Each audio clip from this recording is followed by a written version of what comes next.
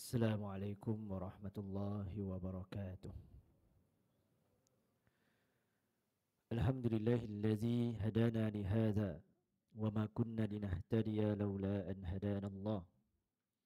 Asyhadu an la ilaha illallah wa asyhadu anna Muhammadar Rasulullah. Allahumma salli ala Muhammad wa ala alihi wa sahbihi ajma'in, amma ba'd. Jemaah yang dirahmati Allah Subhanahu wa taala, alhamdulillah malam ini kita telah berada kepada malam yang ke-26. Mudah-mudahan Allah Subhanahu Wa Taala menerima ibadah puasa kita selama 25 hari. Dan insya-Allah semoga Allah Subhanahu Wa Taala menerima amal ibadah kita pada malam hari ini, insya-Allah. Jemaah yang dirahmati Allah Subhanahu Wa Taala, Allah Subhanahu Wa Taala berfirman dalam surah Al-Mulk ayat 2, kata Allah Subhanahu Wa Taala, Allazi khalaqal mauta wal hayata liyabluwakum ayyukum ahsanu amala wa huwal azizul ghafur. Kata Allah, dialah khalaqal mauta wal haya, Tuhan yang telah menciptakan kematian dan kehidupan.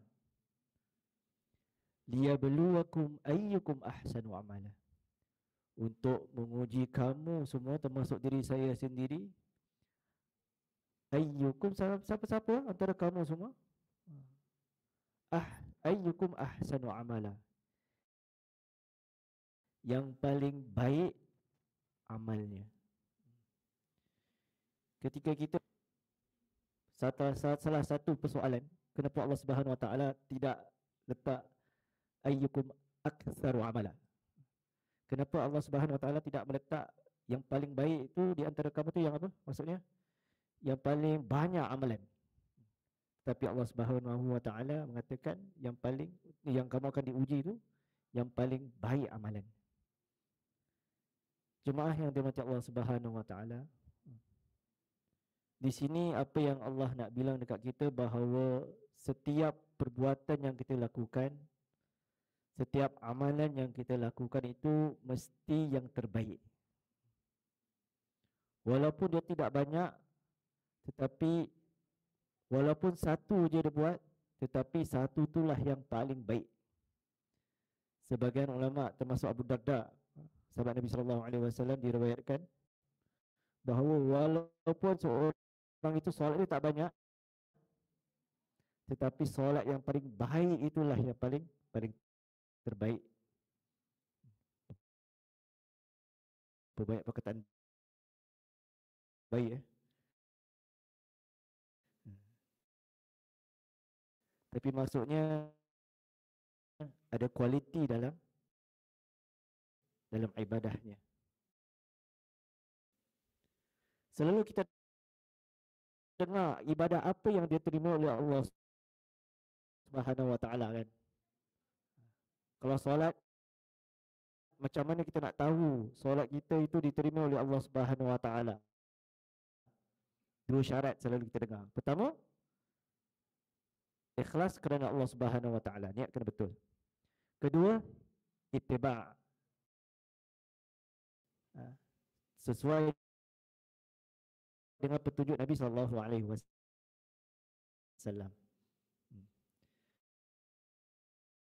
Dan macam mana pula nak kita nak tahu macam mana kita punya ibadah kita terbaik? Jadi kita ada poin lagi satu, iaitu dalam ibadah. Jadi sebenarnya saya nak sampaikan ada 3 poin dekat sini. Pertama, ikhlas dalam niat, mana kita sesuai dengan apa yang kita niatkan.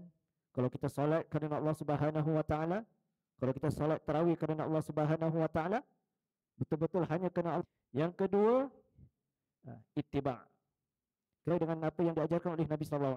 Cara solat mesti sama dengan apa yang dia ada, betul, itu dah pas. Tapi macam mana nak pastikan bahawa solat kita itu ada ihsan dalam kita beribadah kepada Allah Subhanahu Wa Taala? Apa tu ihsan? Selalu kalau orang Melayu kata ihsan tu buat baik, kan? Derma, tolong orang, ihsan. Tapi ihsan di sini maksudnya sebagaimana hadis Jibril yang selalu kita dengar. Maksud ihsan di sini adalah an ta'budallah ka'annaka tarahu fa in lam takun tarah fa innahu yarak. Bila kau buat ibadah, seakan-akan engkau melihat Allah Subhanahu wa taala. Jika engkau tidak dapat melihat Allah Subhanahu wa taala, ketahuilah bahawa Allah Subhanahu wa taala melihat kamu. Jadi setiap kali kalau orang itu ketika ibadah ada ihsan dalam ibadah dia, dia yakin bahawa dia akan buat betul-betul sungguh-sungguh kerana Allah Subhanahu wa taala. Niat betul, cara betul, keyakinan apa yang diharapkan oleh Allah Subhanahu wa taala itu betul, insya-Allah. Apa yang diamalkan adalah yang terbaik.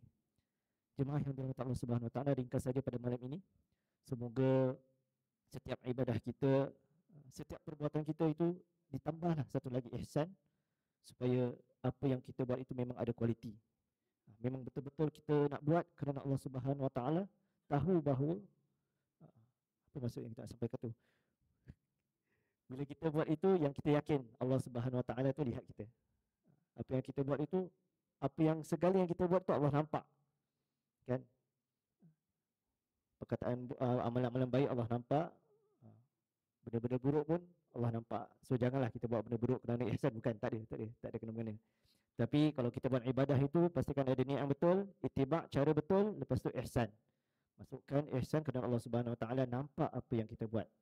Semoga Allah Subhanahu wa taala menerima ibadah kita pada malam ini dan malam-malam yang akan datang selama bulan Ramadan ini, dan semoga Allah Subhanahu wa taala mengampuni dosa-dosa kita semua, insya-Allah, amin ya rabbal alamin.